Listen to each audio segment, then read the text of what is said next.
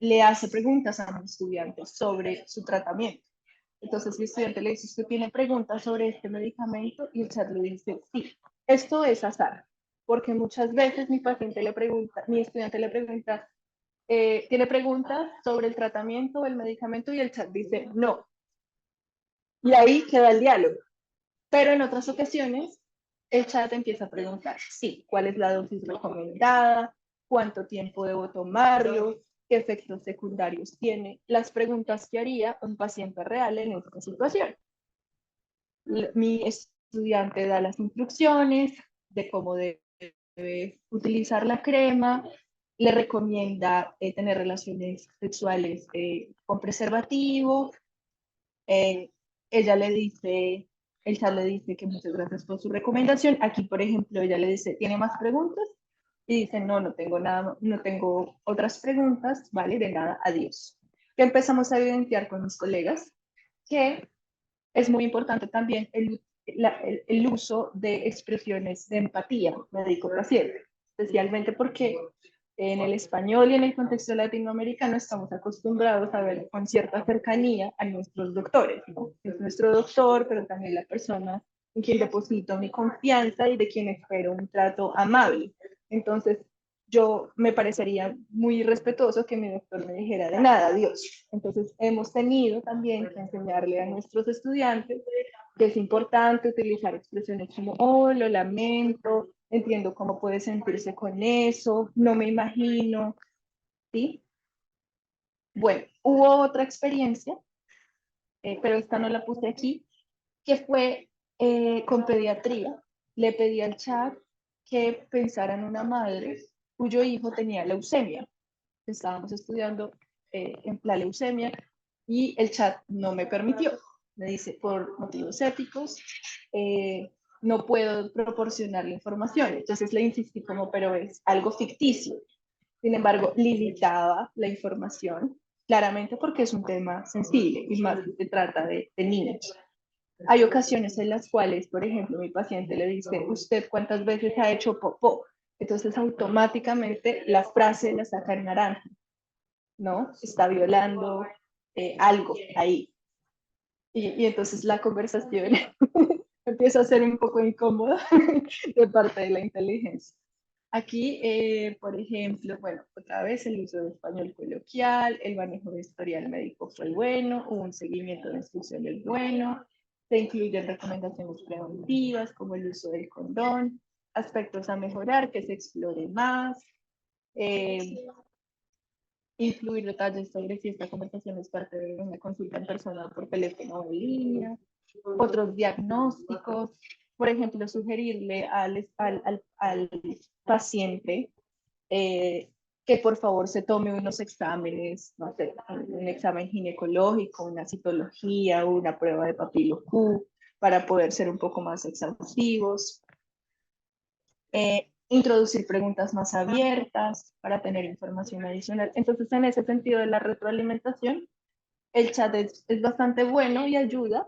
Sin embargo, claro, en mi rol como profesora, yo también me encargo de digamos, de retroalimentar las inadecuaciones que tienen que ver con puntuación, con gramática, que el chat también perfectamente lo podría hacer, ¿no?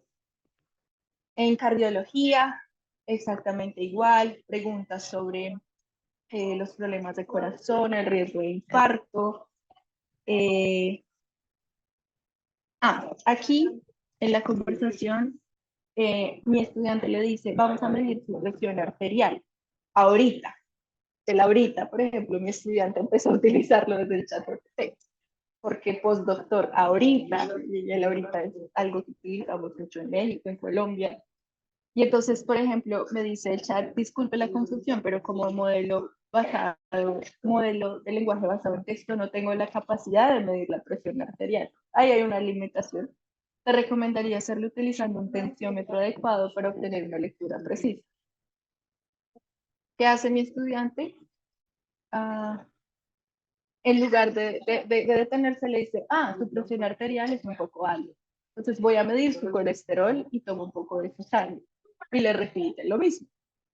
Pero mi estudiante dice, Su colesterol está bien ahorita, no es muy alta, su medicamento es suficiente. Gracias por la información, doctora. Me alegra saber que mi nivel de colesterol está dentro de los rangos normales, etcétera, etcétera. A veces pareciera que el chat también presenta mucha formalidad, ¿no? Si bien incorpora términos coloquiales, no deja esa formalidad y esa es otra de sus limitaciones. En el ámbito de, voy a omitir como para no extenderme tanto, por ejemplo, en aspectos a mejorar menciona la sensibilidad cultural, la empatía, expresiones de cierre y seguimiento, la importancia de decirle al paciente que tenga un buen día, si tiene alguna pregunta, llámenos.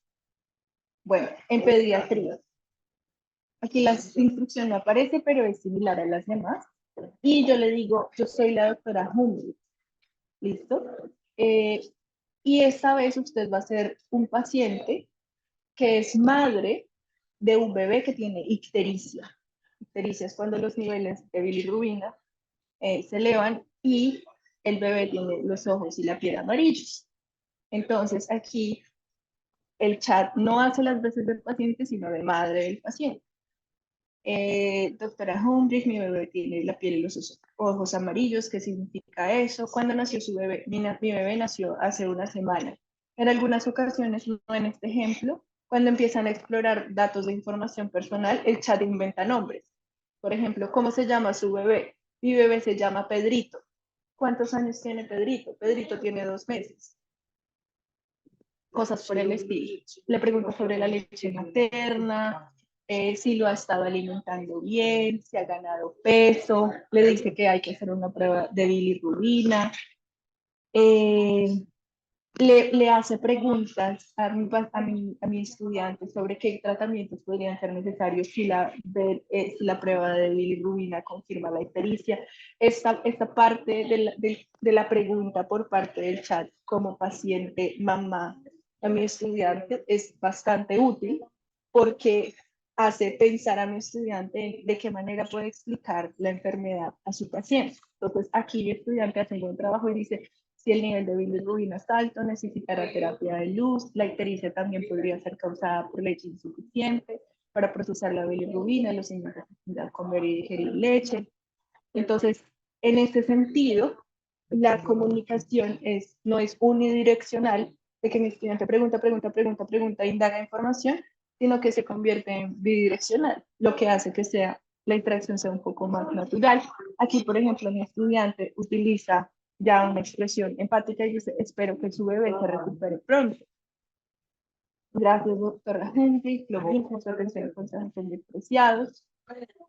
Aquí señala que hay preguntas relevantes, uso términos técnicos como pericia, como prueba de bilirrubina, que no se pueden cambiar por ninguna expresión coloquial, pero los explica.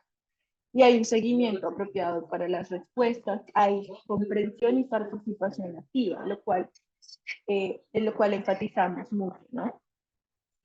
Aspectos a mejorar, mayor profundidad, expresión de preocupación, eh, para reflejar mejor el estado emocional de la madre, pero esa es otra de las limitaciones del chat, que no podemos ahondar en aspectos emocionales porque no estamos hablando finalmente con un ser humano. Eh, Al recibir recomendaciones, el estudiante podría haber solicitado explicaciones más detalladas sobre los tratamientos, cómo implementarlos. Y bueno, finalmente, enfermedades culturales. Me llamaba la atención, bueno, la medicina moderna, claramente información hay por todas partes, el chat GPT la tiene, pero ¿qué hay de las enfermedades como el mal de ojo, el empacho, que solamente las conocemos en nuestra región? Entonces le di la instrucción, eres una mamá de un bebé de origen mexicano que tiene el empacho, yo soy tu doctora, utiliza expresiones coloquiales de tu país, responde a mis preguntas y es bastante interesante la forma en la que responde. Ay, doctora, mi chiquitín tiene empacho, le di pozolito y ahora no quiere ni el chupón, ¿qué hago? Y mi estudiante me decía, profesora, ¿pero qué es el empacho? Yo le decía, bueno, pregúntale a la inteligencia. Hola señora, lo siento mucho. ¿Qué síntomas tiene su hijo? ¿Me puede describir qué es el empache?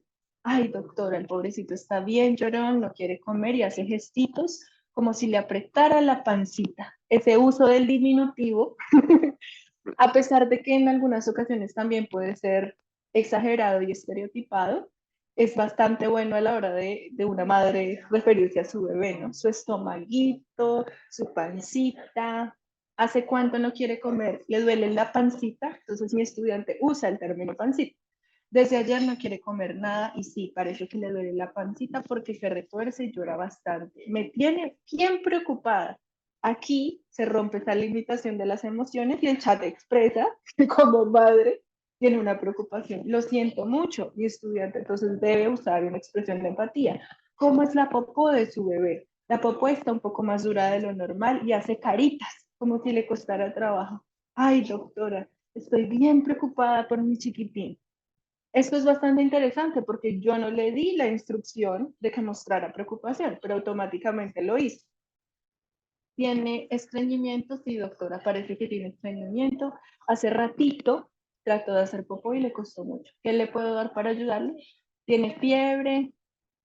El chat sin necesidad de que le pregunte mi doctora, como tiene preguntas, genera igual preguntas, como si fuera una paciente real. No, por suerte no tiene fiebre, solo está inquieto y con el problemita de la pancita.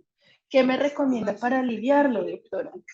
Pareciera que de verdad le interesa saber y le preocupa qué es lo que tiene su bebé. Y mi estudiante ignora la pregunta y dice cuántos años tiene su bebé, cuánto pesa. El chat le da números ficticios. Pesa unos 9 kilos, doctora. Le he dado agua de ciruela, le he dado comidita con fibra. Ella le dice, puede darle todo tipo de frutas, menos manzana y plátanos. Entiendo, le daré pera, papaya y otras frutas. Es importante hidratar al bebé, sí, doctora. O sea, es bastante enriquecedor en ese sentido. Igual, digamos que muchas veces la retroalimentación se repite.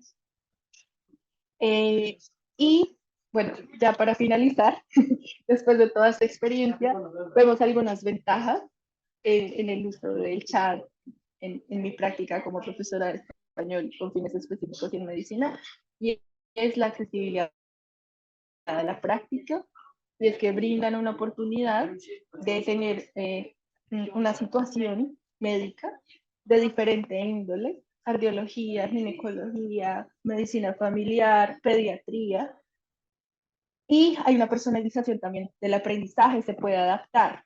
Yo le puedo decir, utiliza expresiones de México, utiliza expresiones de España, acceso a información específica, ¿no? Los síntomas de una persona que tiene problemas ginecológicos. Ah, es que tengo una infección y el flujo es de tal forma. En ese sentido es bastante útil para trabajar el léxico.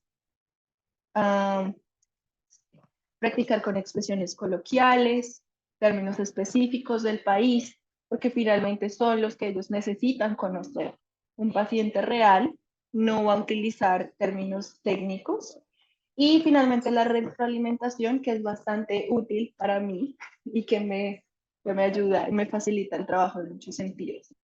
He probado también, como lo decía Lía, de crear textos médicos con diagnósticos. Por ejemplo, escribe el diagnóstico de un paciente que tiene hipertensión arterial y el chat me genera un diagnóstico muy ficticio, pero con nombre, apellido, edad, eh, todo el historial médico. Y eso también ayuda mucho pues con el trabajo de crear material. Pero hay limitaciones de contexto, porque aunque son diálogos que pueden ser contextualmente ricos, digamos que puede haber limitaciones a la exposición de ciertos escenarios, como por ejemplo enfermedades terminales, que son tan sensibles a nivel ético. Hay una falta de componente humano, que hace pues que la experiencia sea menos completa. Hay factores emocionales y sociales que la inteligencia no puede captar completamente. Posible falta de adaptabilidad a variantes del español. ¿Por qué esto es importante? Porque cuando yo le decía simula que eres una madre del Salvador, no me sacaba ninguna expresión coloquial. Porque las de España sí, porque las de México sí, porque son las más habituales y las que están digamos que son más, son las variedades que son un poco más utilizadas, menos desconocidas, y bueno, y posible rigidez en la respuesta. Y así también mi experiencia. No sé si tienen preguntas. Tenemos que pasar ya a la siguiente, Edna, porque nos hemos comido un poco del tiempo, pero no pasa nada, ya le pasa a todo el mundo. Súper interesante, súper específico, la verdad. Sí, realmente una adaptación tremenda a la enseñanza de lengua con fines específicos, así que enhorabuena. Muy Muchas bien. gracias Si quieres por el compartir cualquier espacio. cosa con los asistentes, simplemente envíamelas por correo y las subiré a Google, ¿vale? Ujú. Muchas gracias. Muy bien, pues pasamos rapidísimo a José Ángel, que tenemos por aquí, calentando en el Sí, campo desde hace unos minutos. hola, Y hola, Juan. José Ángel es un nepelista también ya de segunda generación. Estuvo aquí hace 2 años, ¿no? Sí, hace dos. Era un joven lector En, en la Universidad del en Cairo junio. y ahora es un joven doctorante en la Universidad Camilo José Cela. Tampoco ha cambiado tanto. Y nada, Sí, vamos a irnos otra vez del robot al lápiz y con él terminamos. Venga, José Ángel, adelante. genial. Estoy compartiendo. Vale, ¿se ve la presentación, Juan? Genial. Bueno, perfecto. Pues yo quizás me voy a alejar un poco del robot, de todas estas herramientas digitales, de la inteligencia artificial, pero sí voy a intentar tratar de un poco más de cerca la situación del español en aquellos contextos con recursos mínimos y sobre todo en estudiantes con pocos recursos, ¿no? Y para ello vamos a hablar de estudiantes inmigrantes no hispanohablantes que residen en España, ¿no? En este caso. Y a lo largo de esta presentación haremos referencia sobre todo a diferentes agentes, ¿no? En primer lugar trataremos las escuelas oficiales de idiomas o las EOIs. En segundo lugar, las organizaciones no gubernamentales o las ONGs que normalmente se ocupan de la inmersión lingüística de esos inmigrantes que comentábamos anteriormente.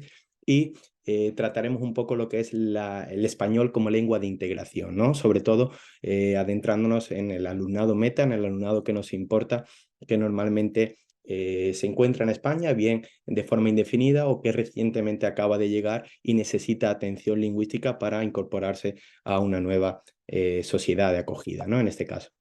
Eh, bien, pues bien, ¿qué pretendemos conseguir con este proyecto que yo voy a contar un poco aquí? Esto llevo varios años trabajándolo, forma parte de mi tesis doctoral y sobre todo queremos poner en contacto a las escuelas oficiales de idiomas, centros públicos de idiomas en España y las ONGs, como comentaba anteriormente, para buscar el fin común de integrar o favorecer la integración lingüística de los inmigrantes en cualquiera de su estatus, ya sean refugiados, solicitantes de protección internacional, personas apátridas o inmigrantes con pocos recursos que se encuentran en el país. Pues bien, dentro de este marco tenemos el objetivo general del proyecto, que es explorar las posibles colaboraciones entre escuelas oficiales de idiomas y ONGs como ruta viable y, a mi juicio, efectiva para fomentar la integración lingüística de esta población inmigrante que no habla español y que tiene pocos recursos.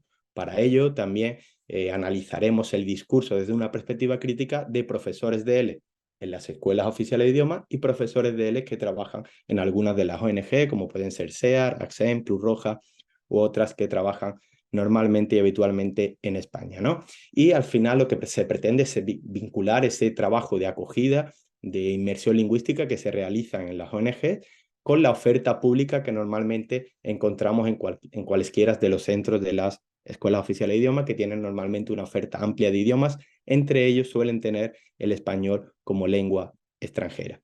Y bien, dentro de lo que pretendemos conseguir, ¿por qué he realizado, ¿no? este proyecto? ¿A qué le debo? En primer lugar, sobre todo a una motivación personal que nace en el año 2019, perdón, donde me encuentro yo trabajando como como profesor para solicitantes de protección internacional en Sevilla. Concretamente atendíamos a estudiantes que tenían acogida en CEAR y al mismo tiempo yo estaba estudiando allí en Sevilla, en una escuela oficial de idioma, estaba estudiando otro idioma extranjero, concretamente francés, ¿no? Y ahí empiezo a poner en balanza mi actividad profesional en ese tiempo con mi otro característica de ese momento, que era estudiante de francés como lengua extranjera, ¿no? Y empiezo a indagar en mi centro, en la Escuela Oficial de Idiomas en la que yo estudiaba francés, y conversando con la directora del centro me doy cuenta que no hay español para extranjeros en este centro, ¿no?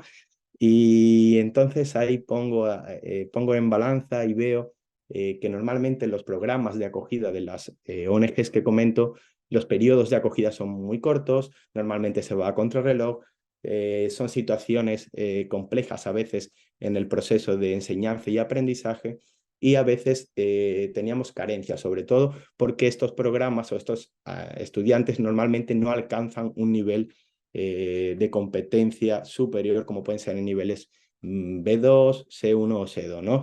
Solo su programa de acogida normalmente, exceptuando algunos casos puntuales, cubre principalmente niveles iniciales, niveles de alfabetización para los que lo necesiten, y como mucho a partir del nivel B1 se comienza lo que es el programa de inserción laboral para buscar, en este caso, sus objetivos profesionales, ¿no? De cara al futuro. Y ahí nace mi interrogante, ¿no? De por qué no se enseña español en extranjero en todas las escuelas oficiales de idioma, como era el ejemplo que acabo de poner, además en un área de Sevilla donde normalmente hay bastante inmigración. Y bien, empiezo a analizar, pongo el estado de la cuestión y veo todas las comunidades autónomas, el territorio español, cuántas escuelas oficiales hay y cuáles de ellas ofertan español como lengua extranjera. Me doy cuenta de que dentro de ese análisis, aquí tenéis 279 escuelas oficiales de idioma, que en teoría son más de 450 si analizamos las secciones, o como ellos llaman también en algunos lugares, extensiones, ¿sí? Pero de estas 279, porque ninguna de las secciones enseña español, solo 71, es decir, un 25%, uno de cada cuatro, enseña español para extranjero. Y si voy más allá, tenemos algunas comunidades, como veis aquí, Asturias, Cantabria, La Rioja o Melilla, incluso Melilla, con el alto porcentaje de inmigración que normalmente recibe, no tiene en sus escuelas oficiales de idioma la oferta de español. Aquí también he señalado Navarra porque Navarra es un caso exceptual, ya que oferta L, pero de forma no oficial, con lo cual no serían válidos los títulos a la hora de seguir ampliando. Aquí podéis ver también la media nacional. Ya he dicho que en España es en torno a un 25%. Esta representación visual pone en énfasis los porcentajes que vengo comentando. Voy más allá y ya comienzo a indagar en el estado de la cuestión sobre el alumnado, ¿no? Y me doy cuenta que desde hace ya una década en las escuelas oficiales de idiomas se ofertan más de 24 lenguas y normalmente la matriculación va en decadencia. Aquí vemos desde 2013 a 2014 que optó por su máximo, está decadiendo. ¿Qué pasa con el alumnado matriculado en español o en los cursos de L y con el alumnado extranjero matriculado en las escuelas oficiales de idioma? Pues no vemos una curvatura decadente, sin embargo vemos aquí mayor regularidad y destaca en este caso en el año 2019-2020, justo antes de la pandemia, que ambos, tanto el alumnado extranjero como el alumnado matriculado en L, consigue su máxima representación en cuanto a estudiantes matriculados, ¿no? Luego, lógicamente, cae por la pandemia, pero vemos cómo nuevamente el interés por estudiar español en las escuelas oficiales de idioma vuelve a crecer rápidamente tras la pandemia. Y bueno, esto no me lo invento yo, aparte de esa interrogante motivación y esa motivación personal que originó todo este proyecto, pues hago un repaso de la legislación educativa, contrastándolo con la situación de la GEOI, y vemos cómo en la mayoría de las leyes se contemplan que en las escuelas oficiales de idiomas se fomentará el estudio de las lenguas oficiales de la Unión Europea y también del español como lengua extranjera. A día de hoy, la LOMLOE, que es la última ley educativa, sigue amparando esto, pero vemos como los números no se corresponden con lo que dice la normativa, o al menos solo una de cada 4 escuelas oficiales de idioma. Pues bien, este es el estado de la cuestión y a partir de ahí está el proyecto de investigación con el que estoy realizando esta ponencia. El proyecto de investigación se divide en 3 fases consecutiva. El primero es el análisis del estado de la cuestión. Ya he mostrado algunos datos y que por falta de tiempo no podría o me gustaría mostrar más. Una segunda fase que es un análisis cuantitativo a través de una encuesta, y la tercera y que cobra importancia aquí en esta presentación, el análisis cualitativo a través de entrevistas en profundidad.